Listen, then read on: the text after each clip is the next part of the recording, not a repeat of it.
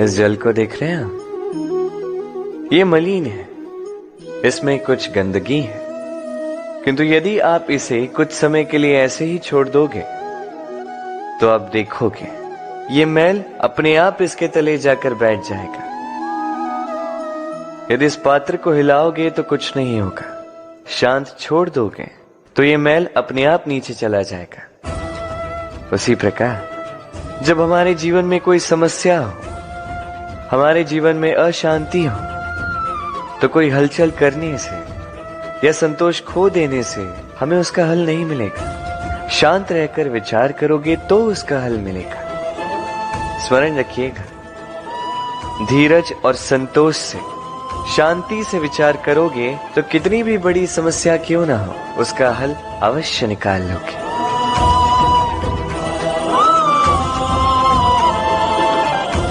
क्योंकि अशांति का सुझाव शांति ही है। राधे राधे। समय, कहते हैं समय से पूर्व कुछ नहीं होता, हर बात का एक समय होता है। समय से पूर्व न सूर्योदय होता है, न सूर्यास्त होता है। समय से पूर्व पौधों में न पुष्प खिलते हैं न फल। किंतु एक बात सोचिए, यदि वर्षा आने से पूर्व किसान भूमि ना जोते, वो बीज ही ना पिरोए, तो क्या फसल उगेगी? यदि योद्धा युद्ध से पूर्व अपने शस्त्र ही ना परखे, तो वो युद्ध कैसे लड़ेगा? इसका अर्थ ये है, समय आपका जब आना है तब अवश्य आएगा, किंतु तब तक ये महत्वपूर्ण है कि आप स्वयं को उसके लिए सज्ज रखें, क्योंकि ये अवसर, ये शब्द बोलने में जितना छोटा है, ये आता भी उतने छोटे समय के लिए है और फिर निकल जाता है। अब यदि अवसर आपके हाथ आ जाए और यदि आप उसके लिए सज्ज ही ना हो, तो आपको सफलता कैसे मिलेगी? तो आप उचित समय की प्रतीक्षा कीजिए, उस अवसर की प्रतीक्षा कीजिए, किंतु तब तक निरंतर प्रयासों से स्वयं को और सक्षम बनाते रहिए, क्योंकि सफलता आपकी प्रतीक्षा कर रही है। बस उसके लिए सज्ज रहिए। राधे राधे।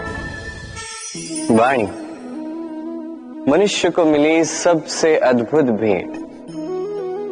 ये वाणी है जो मनुष्य को संसार में सारे अन्य जीवों से भिन्न बनाती है, संसार में सबसे ऊपर ले जाती है। इसी वाणी के कारण हम एक दूसरे से संवाद साध सकते हैं। मैं अपनी मन की भावनाएं किसी से व्यक्त कर सकता हूं, कोई और उसके मन की भावनाएं मुझसे व्यक्त कर सकता है। ये वाणी ही हमारी सबसे बड़ी ढाल भी है।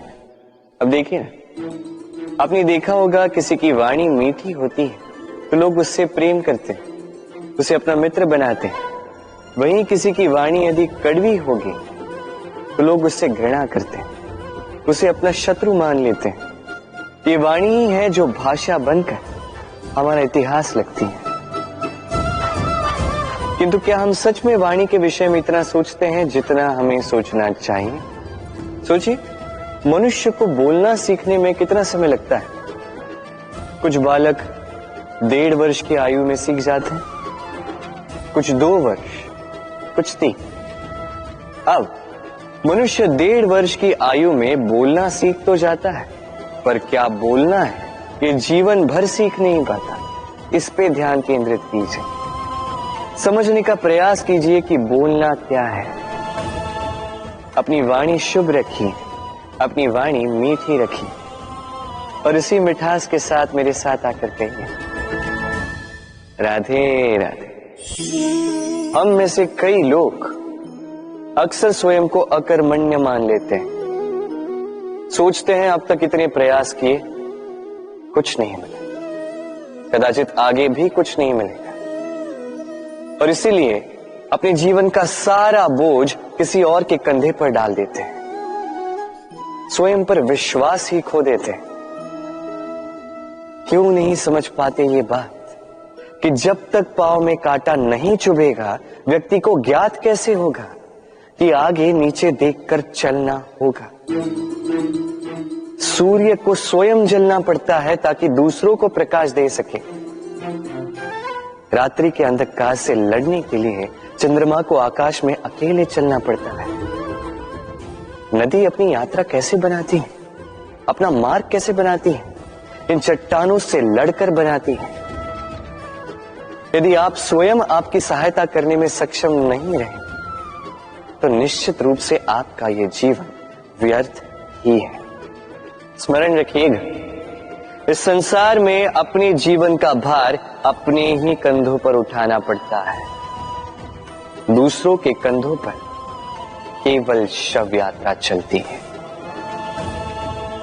और इस संसार में जीवित वही है जो आत्मनिर्भर है।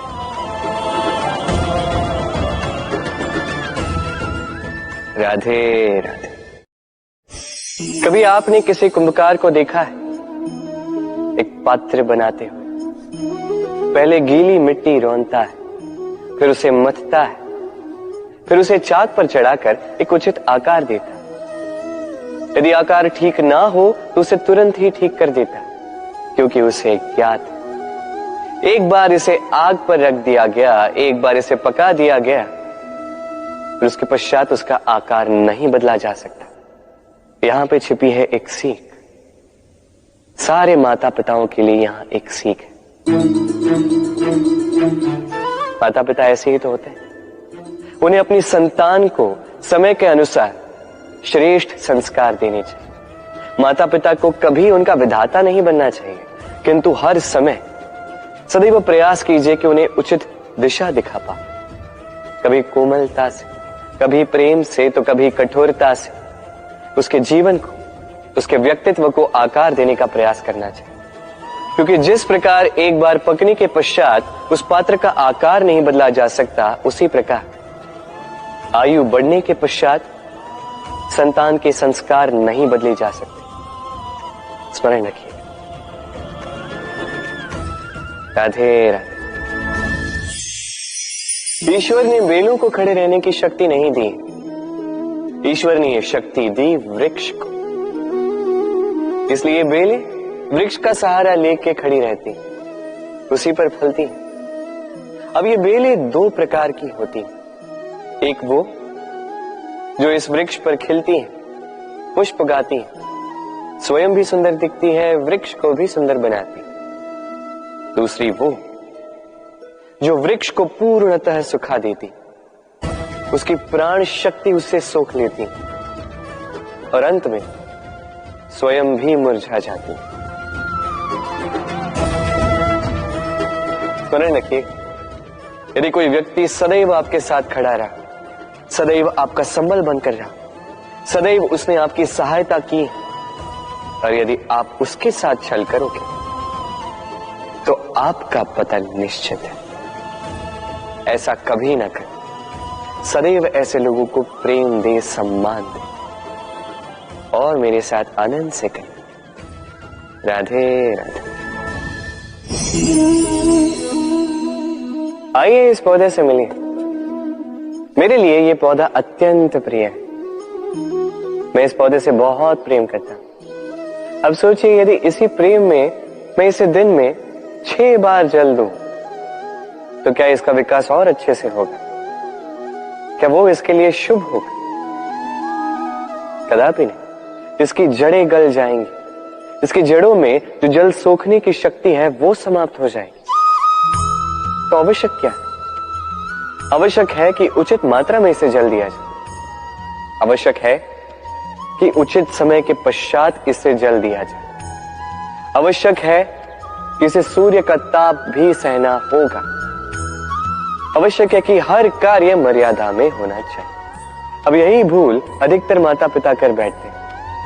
अपनी संतान से इतना प्रेम करते हैं और उसमें संतान की हर आवश्यकता पूर्ण करते हैं, हर एक वस्तु उसे देते हैं, हर एक बात करते हैं, और ऐसे में उस संतान के विकास में स्वयं ही बाधा बन जाते हैं। ऐसा मत कीजिए। ये यात्रा संतान की भी है। उसे भी जीवन में आगे बढ़ना है, बहुत कुछ सीखना है, अपने बल पर कार्य करने दीजिए। एक अत्यंत महत्वपूर्ण बात आपको बताऊंगा जिसे आपको स्मरण रखना है।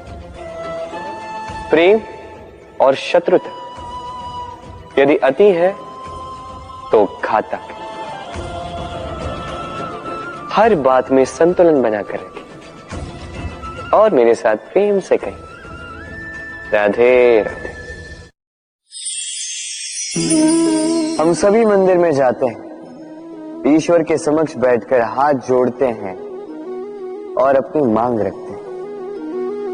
कभी सोचा है ईश्वर को कैसे लगता होगा कि मेरे भक्त मेरे पास आते हैं केवल अपनी इच्छा पूर्ति के लिए, मुझसे मिलने के लिए। कई सारे लोग मंदिर जाते हैं, अपनी इच्छा ईश्वर के समक्ष रखते हैं। अब यदि उनकी इच्छा पूर्ण ना हो तो हताश हो जाते हैं। अब से जब भी आप मंदिर जाओ, ईश्वर के समक्ष बैठो, हाथ जोड़ो और कहो धन्यवाद। धन्यवाद ईश्वर, आपने मुझे जो कुछ भी दिया है उसमें मैं प्रसन्न हूं। बस मुझे मार्गदर्शन दे कि कैसे मैं अपने कर्मों से, स्वयं अपने कर्मों से वो सभी प्राप्त कर सकूं जो मैं पाना चाहता हूं। ईश्वर से केवल मांगने जाओगे तो ईश्वर के समक्ष स्वयं को बहुत ही छोटा पाओगे, किंतु यदि स्वयं कर्म करके ईश्वर को धन्यवाद कहने जाओगे तो सही अर्थ से आपको ईश्वर मिल जाएंगे। राधे राधे। अद्भुत बात है ना, हमें सदैव हमारे नाम से बुलाया जाता है, नाम से हमारी पहचान है। ये नाम ही है जो इतिहास में स्थान बनाने में हमारी सहायता करता है। नाम बनाने के लिए व्यक्ति क्या कुछ नहीं करता, नाम पर कलंक न लग जाए इसके लिए क्या क्या प्रयास नहीं करता। अपने जो कुछ भी पाए, धन, संपत्ति, सुख, ये सब कुछ नाम के समक्ष छोटा है। नाम सबसे ऊपर रह जाता है। ये नामकरण संस्कार सदैव हमारे लिए अत्यंत महत्वपूर्ण होता है। अब आपको क्या लगता है मैं किस नाम की बात कर रहा हूं? वो नाम जो हमने जन्म से पाया? नहीं, मैं उस नाम की बात कर रहा हूं जो हमने हमारे कर्मों से अर्जित किया। जो जन्म से प्राप्त हुआ वो मृत्यु के साथ चला जाए, किंतु जो नाम कर्मों से प्राप्त होता है वो हमें अमर करता है। माता पिता से हमें जन्म मिला, जन्म से मिले संबंध में, समाज से मिले मित्र, प्रकृति से मिला भोजन। यदि कुछ ऐसा है जो हमने स्वयं पाया तो वो है हमारे कर्मों का फल। वो है वो नाम जो हमने कर्मों से अर्जित किया। इसलिए सदैव श्रेष्ठ कर्म कीजिए और मेरे साथ प्रेम से कहिए, राधे राधे।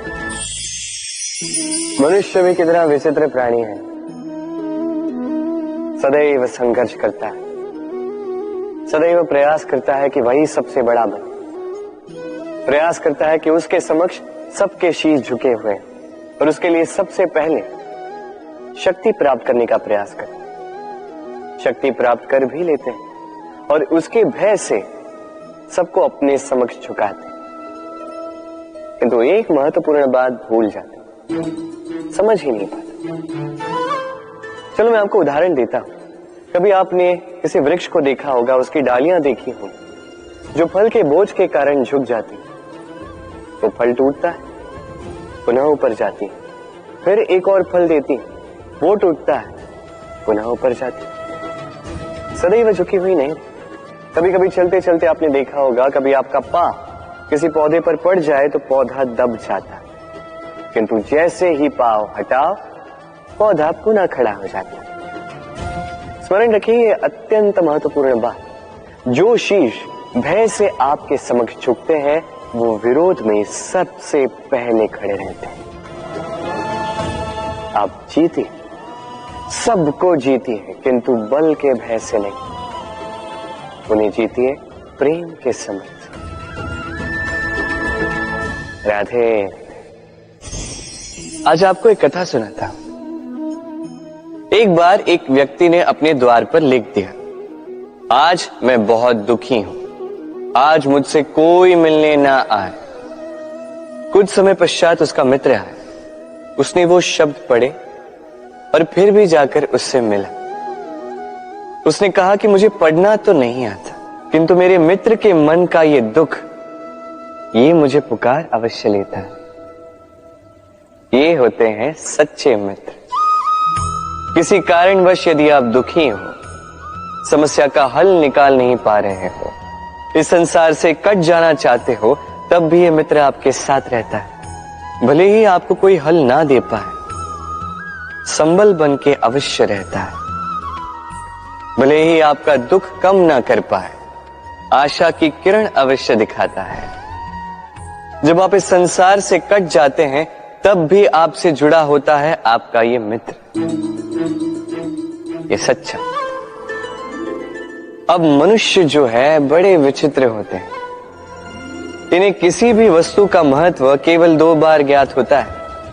1 मिलने से पूर्व, 2 खोने के पश्चात। अब इसी प्रकार हमारे मित्र भी तो होते हैं। यदि आज आपके मित्र आपके साथ हैं, तो उन्हें आभार व्यक्त करें, उन्हें प्रसन्न रखें, उनका महत्व समझें, क्योंकि एक बार आपने इन्हें खो दिया, पश्चाताप करने पर भी पुनः नहीं लौटेंगे। तो प्रेम कीजिए, मित्रता निभाइए और मेरे साथ आनंद से कहिए, राधे राधे। ठहरती केवल यादें, केवल यादें। ये समय, ये कभी नहीं ठहरता। अभी यादें मीठी होंगी या कड़वी, ये किस पर निर्भर करता है? आपके कर्मफल के चयन पर। यदि आप इस जीवन को समझना चाहते हैं, अपनी हुई भूलों से कुछ सीखना चाहते हैं, तो पीछे देखिए। आपके बीते हुए कल से बड़ा शिक्षक आपको इस संसार में और कोई नहीं मिलेगा। यदि आप जीवन जीना चाहते हैं, तो आगे देखिए। सारी संभावनाएं, सारे अवसर वहीं। यदि आप स्वयं को सुधारना चाहते हैं, स्वयं की भूलों को सुधारना चाहते हैं, कुछ महान करना चाहते हैं, तो आने वाले समय से अधिक श्रेष्ठ क्षेत्र और कोई नहीं। स्मरण रखिए, आप चाहे जितने भी प्रयास कर ले कि आपसे कोई भूल ना हो, आपसे कोई ना कोई भूल अवश्य हो। ऐसे में उन भूलों से पछताइए अवश्य, उनसे सीखिए भी, किंतु उन भूलों को सुधारना कभी ना भूल। आपकी कल की ये भूल भविष्य का एक सुनहरा फूल बन सकती है। राधे। संसार में हर स्थान पर ये व्यापार व्याप्त होता है। कुछ पाने के लिए कुछ देना होता है, लाभ पाने के लिए निवेश करना होता है। यदि किसी के भाव जानने हो, तो स्वयं की भावनाओं को व्याय करना ही होता है। अब देखिए ना, किसी का वास्तविक आचरण जानना हो, तो उसे स्वतंत्रता दे दो। यदि किसी के मन की शुद्धता जाननी हो, तो उसे ऋण दे दो। यदि किसी के गुण जानने हो, तो उसके साथ भोजन करने का समय दे दो। यदि किसी का धैर्य जानना हो, तो उसे उसके प्रिय कार्य करने से मना करके देखो। यदि किसी की अच्छाई जाननी है, तो उससे सलाह ले लो। हर भाव के बदले कोई भाव देना ही होगा, किंतु संसार में एकमात्र ऐसा एक भाव है, जिसे देखने के लिए, जिसे पाने के लिए बदले में आपको वही भाव देना होगा, और ये भाव है प्रेम। यदि किसी का प्रेम देखना है, तो उसे निस्वार्थ प्रेम दीजिए। यदि किसी से प्रेम पाना है, तो उसे निस्वार्थ पारिशुद्ध प्रेम दीजिए। राधे राधे। मनुष्य जब जन्म लेता है, जीवा उसके साथ जन्म लेती है। कुछ वर्षों पश्चात दांत आ जाते हैं। वृद्धावस्था में ये दांत साथ छोड़कर चले जाते हैं, किंतु जीवा फिर भी साथ देती। कार्य, दांत कठोर होते हैं, वहीं जीवा कोमल होती है। इसी प्रकार यदि आप लंबे समय तक अपने अस्तित्व को बना के रखना चाहते हैं तो जीवा की भांति कोमल और लचीले बन जाए, ताकि जैसी भी परिस्थिति आपके समक्ष आए, चाहे उतार आए चाहे चढ़ाव, चाहे दुख आए चाहे सुख, चाहे हानि हो चाहे लाभ, आपका अस्तित्व कभी ना टूटे। कठोर होने पर आपके टूटने बिखरने की संभावनाएं अधिक हो जाती। जो भी समस्या हो, दुख हो चाहे सुख हो, कोमलता से साहस के साथ उसका सामना कीजिए। राधे राधे।